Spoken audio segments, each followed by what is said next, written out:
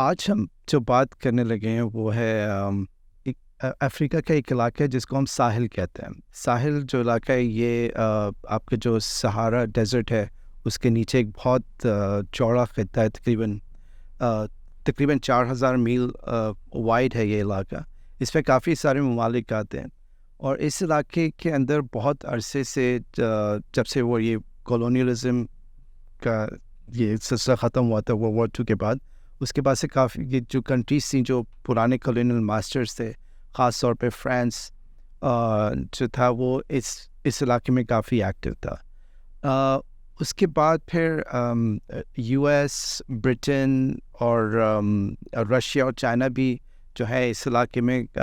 उन्होंने अपनी जो है प्रेजेंस बढ़ाई है इन रिसेंट ईयर्स। और उसकी वजह ये है कि वहाँ पर एक तो ये रिसोर्स रिच इलाका है बहुत ज़्यादा, और एक्सप्लॉयटेशन वहाँ पे हो रही है। यानी जो कॉलोनियल पावर्स थे जब ये छोड़ के गए अपने ऐसे लोग वहाँ पे छोड़ के गए जो करप्ट थे, जिन्होंने अपनी आवाम के इंटरेस्ट को सैक्रिफाइस किया और अपने आप को इनरिच किया, तो वो ऐसी लोगों को प्रमोट करके उन्होंने इस इलाके के अंदर एक टेररिज्म और क्या कहते हैं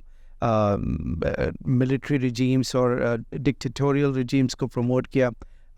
ताकि वो अपने जो इस इलाके के अंदर अपने जो एक्सप्लॉयटेशन थे उसको जारी रखें। तो पिछले कुछ सालों से ख़ास तौर पे जब से यूएस की जो है आपका जो ताकत है वो ऑन द डिक्लाइन है, और उसके बाद से यूएस की बेस पे जो है फ्रांस जो है इस इलाके के अंदर अपनी हेजेमनी कायम रखता था।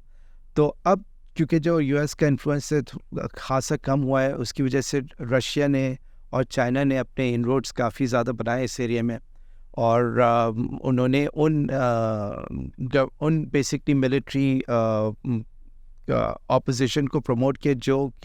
जिन्होंने फ्रांस को आहिस्ता आहिस्ता निकालना शुरू किया, चाहे वो जैसे माली में हो, बुर्किना फासो में हो, निजेर में हो। और इस तरह से उन्होंने ऐसे उन यानी मिलिट्री के अंदर जो है ना ऐसे ग्रुप्स को प्रमोट किया, और ये इन ग्रुप्स ने इन रशिया के साथ मिल के जो माहदे तय किए उनसे अपना क्या कहते हैं आर्म्स डील्स की और बेसिकली डिफेंस के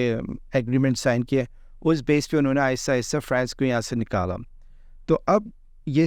जो फ्रांस है वो फिर भी जो है ना इतनी आसानी से इस इलाके से निकल नहीं चाह रहा। उसके पास जितनी भी जो फ्रेंच स्पीकिंग आपकी कॉलोनीज़ है या कंट्रीज़ है, उधर उसको फ्रांस को जो है ना उन्होंने ऐसे कॉन्ट्रैक्ट्स उनके साथ साइन किए हुए कि इनके पास पहले राइट्स हैं कि कोई भी रिसोर्स जो है वो बेसिकली सबसे पहले फ्रांस ख़रीदेगा। यानी अगर फ्रांस को किसी चीज़ की ज़रूरत भी नहीं है लेकिन उस चीज़ की चाइना को ज़रूरत है या रशिया को ज़रूरत है या किसी और कंट्री की ज़रूरत है, पहले वो चीज़ फ्रांस बाय करता है, फिर वो अपना प्रीमियम लगा के आगे उन चीज़ों को बेचता है। तो अब पावर डायनामिक्स इन कंट्रीज़ में काफ़ी चेंज हुई है, और चाइना और रशिया जो है वो एक ऑल्टरनेट पेश करते हैं इन कंट्रीज़ को,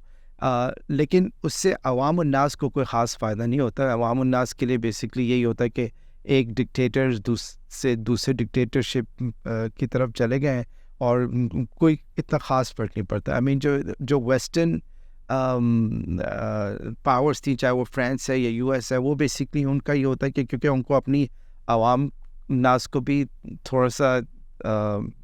बताना होता है कि ठीक है हम सपोर्ट करते हैं ऐसे लीडर्स को, लेकिन हम उन पर प्रेशर डालते हैं कि वो जो है ना ह्यूमैनिटेरियन राइट्स के ऊपर काम करें या जो कहते हैं थोड़ा बहुत डेमोक्रेसी भी जो है ना ऐसा ऐसा इंट्रोड्यूस कराएं। लेकिन वो सिर्फ दिखाना होता है, ये सिर्फ ऑप्टिक्स होती हैं, फसाद होता है ताकि वो अपनी आवाम को जस्टिफाई कर सकते हैं हम इस तरह से इन कंट्रीज़ को सपोर्ट करते हैं। लेकिन at the root of it ये सिर्फ एक्सप्लॉयटेशन हो रही होती है। अपने जो वेपन्स होते हैं आपस में ग्रुप्स को लड़वा के दोनों ग्रुप्स को